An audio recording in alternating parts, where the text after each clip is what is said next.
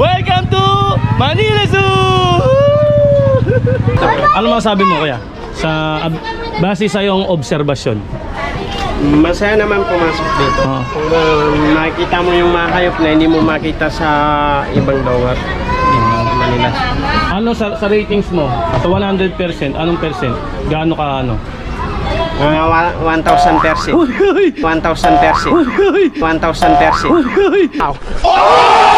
Ang galing mo kuya. 1,000. Masinigatan mo yung 100% ha.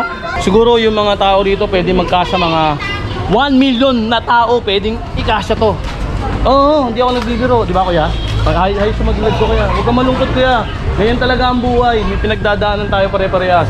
Humiling lang tayo kay Lord at tayo pagpapalain. Amen? Amen!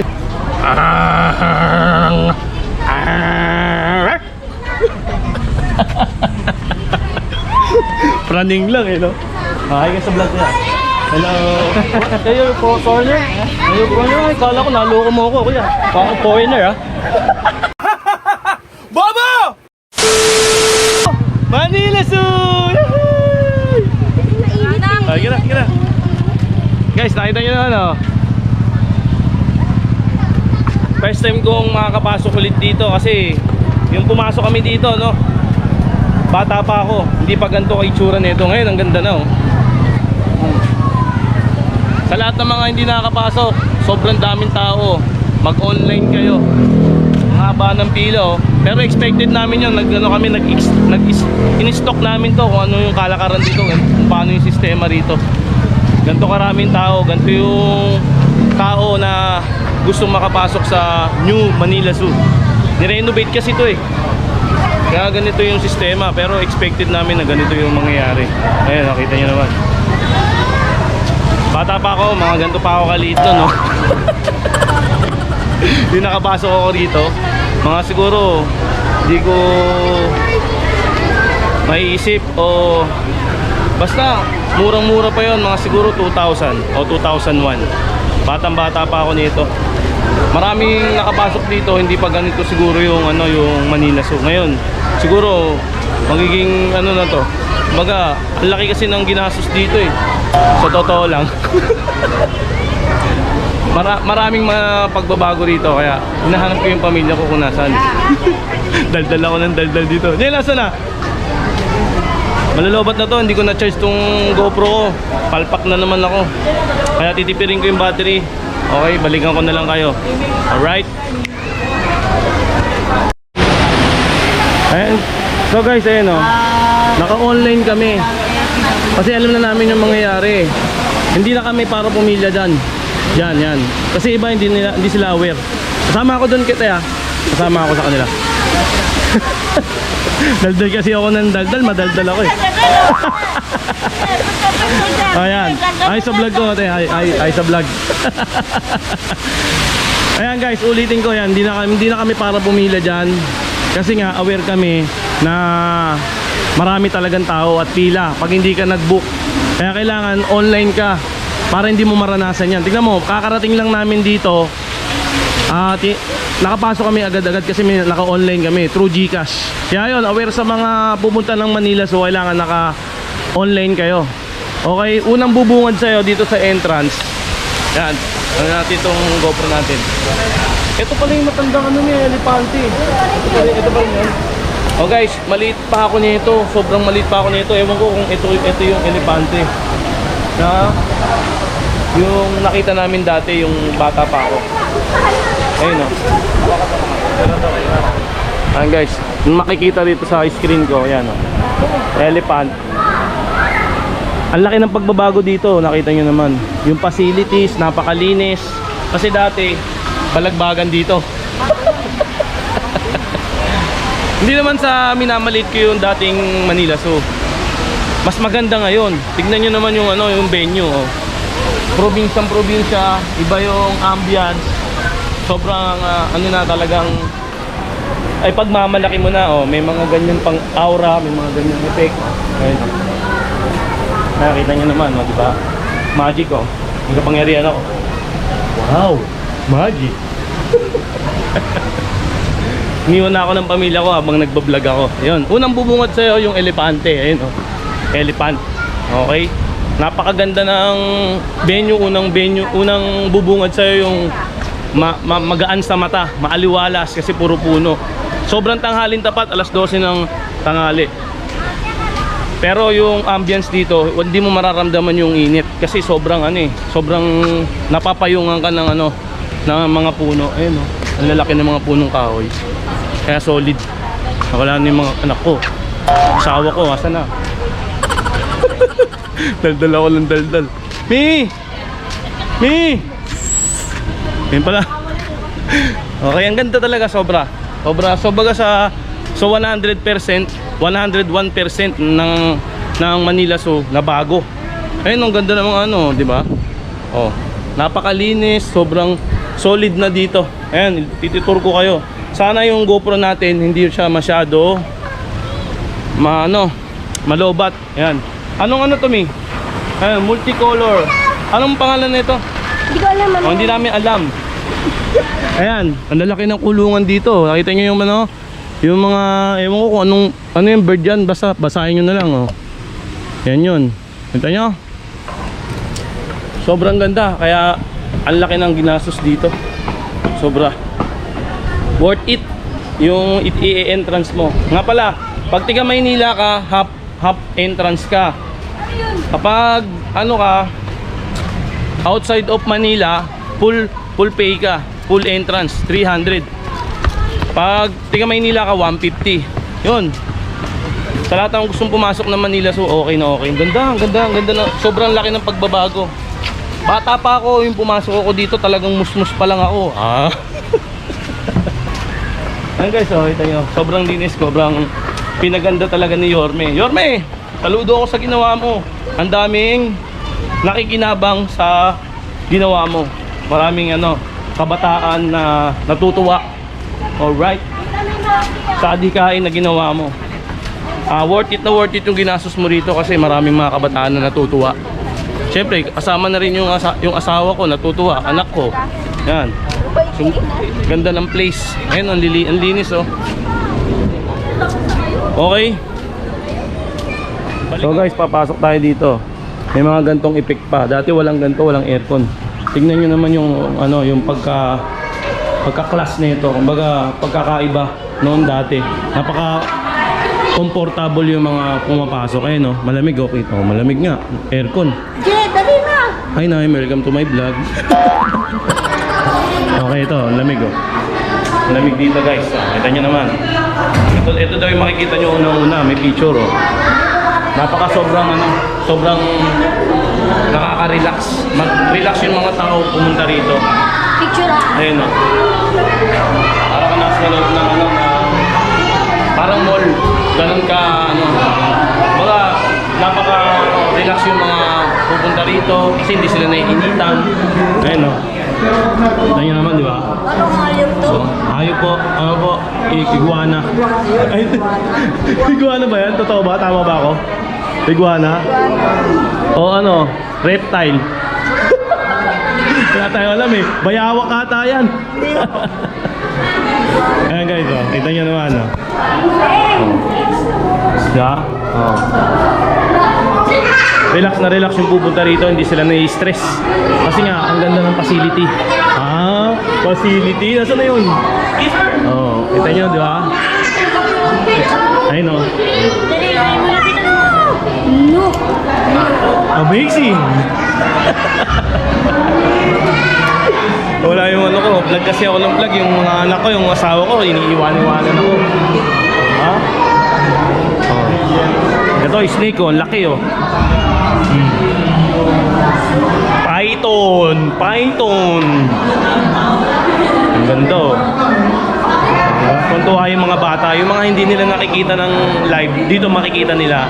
At the same time, relax pa. Hindi sila nai-stress, hindi sila naiinitan. Ang ganyan naman, no? Maganda pa ng mga kulungan, malilinis. Mararamdaman mo talagang naaalagaan yung mga hayop dito. Alright, ang lalaki ng aso, no? Solid yung aso. Diba? Ito pa, oh.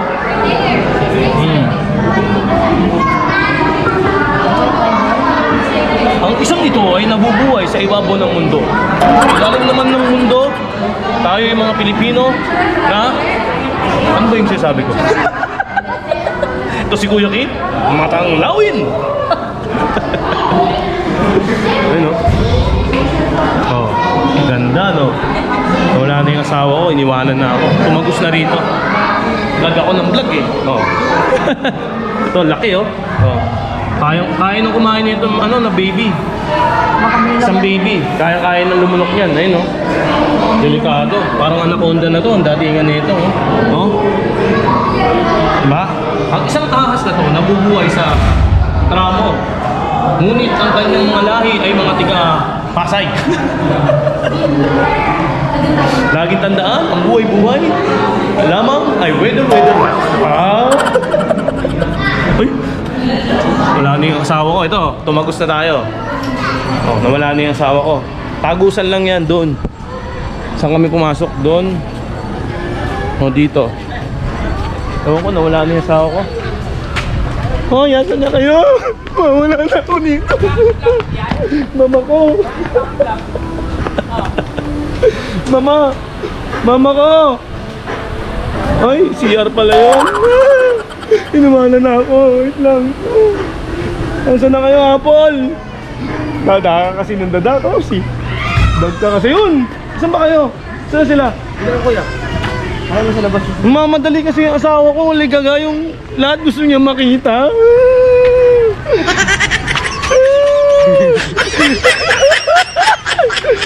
Tangin na yung vlog ako lang. Mamaya na ka.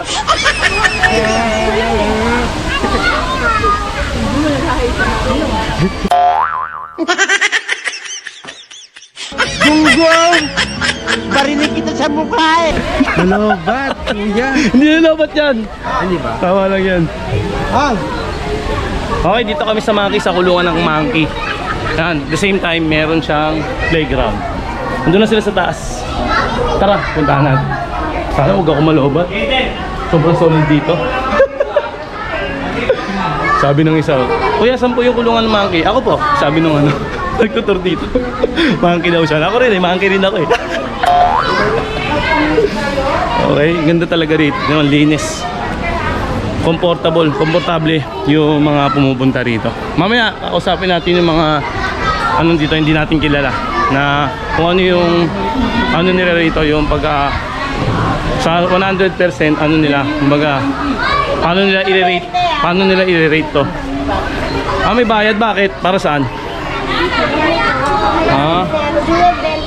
May bayad daw, aware kayo, may 20 pesos na ganito. Hindi pa ganito ipik pa. Okay? Oo. Kasi ano mo sa akin? Kasi nag-vlog ako eh. Kaya sensya na. Welcome to my vlog, kuya. Ate, be careful ah. Oo, diba? Ate na, be Solid, careful. diba? Ay, ate, Thank you po, kuya. Ito mo na yung shoes mo. Alam mo, pag sikat na Balik ka vlogger na dito. ako, may tip ka sa akin, 100. Ngayon, hindi pa tayo sikat. Okay? Ang ganda rito, kaya may mga ganito effect. Kasi nga, iniiwasan siguro nila yung ano, yung kaartihan. Hindi, may masabi lang, di ba? Alam mo naman, ano yan eh, tawag dito diskarte yan eh. Di ba? Negosyo yan eh, di ba? Ang ganda rito, oh. Ayun o. Ayun, kitang-kita yung monkey, oh. Yan, monkey, oh. Oh, di ba? Ayun, mga kalahi ko, oh. Okay na, dyan lang kayo, ha, mga kalahi ko. Di ba? Kamukhang kamukha, di ba? Oh. Oh. Ano, di ba? Ano. Oh. Ito yan, ha? Oh.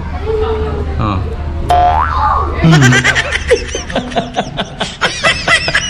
Ha? Oh.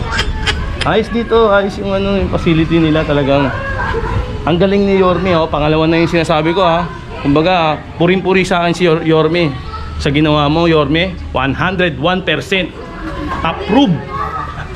Approve o salute, diba? Ayos, ganda. Talagang ipagmamalaki na yung Manila Zoo natin. Kasi dati, ano eh, hindi mo mapagmalaki kasi nga yung facilities medyo marumi. Real talk lang dati yon. Bata pa talaga kasi ako dito yung pumunta kami. At napakamura ng entrance. Makamasa talaga. Ngayon siguro binabawi nila.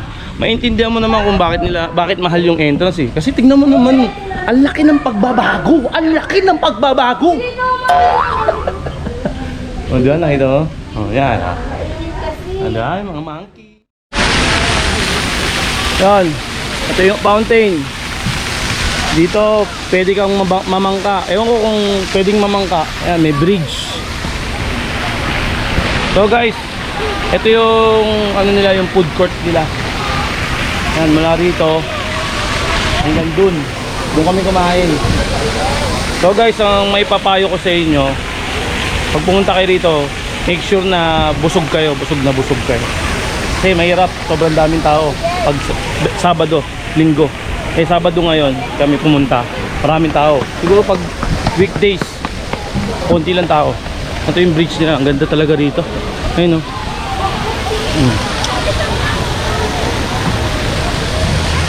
Kumbaga, elegante yung ano, yung place. Ibang-iba yung ano niya, yung itsura niya dati sa ngayon. Mas in-upgrade. In-higher level yung pagkaka-upgrade niya. Ayan o.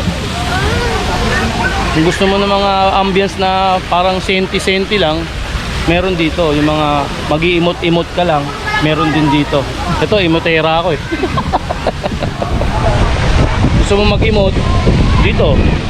Titingin ka lang sa malayo, mga ganun. Tapos talaga mo ng konting sounds. Parang mga ganyan. Titingin kang ganun. Diba? Okay, medyo malulobot na to. Kaya inano ko lang kayo, tinur ko lang kayo. Medyo malulobot na kasi to eh, ha? Vlogger. Tama.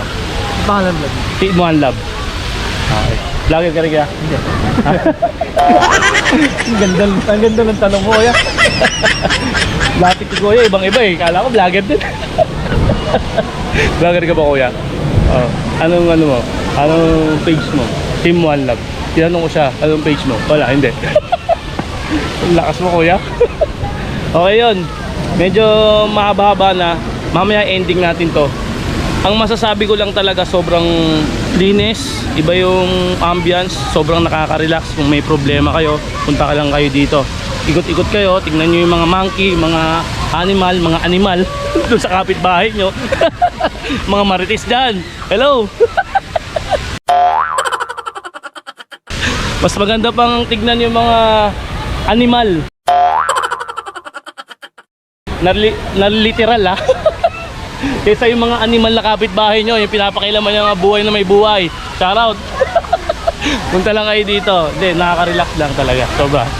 Sobrang nakaka-relax at sobrang worth it pagpunta kayo rito.